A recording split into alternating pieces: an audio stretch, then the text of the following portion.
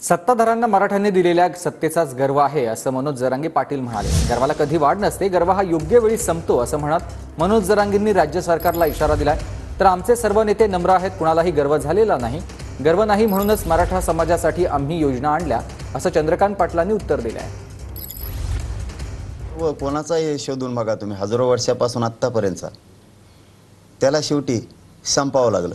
शेवटी गर्वाला वाढ नसती, गर्वाला कधीच वाढ नसतं, त्याची कधीच गर्वाची चढती पायरी नसते, त्याला शेवटी संपावंच लागतं गर्वाला, आणि ते ऑटोमॅटिक संपतो।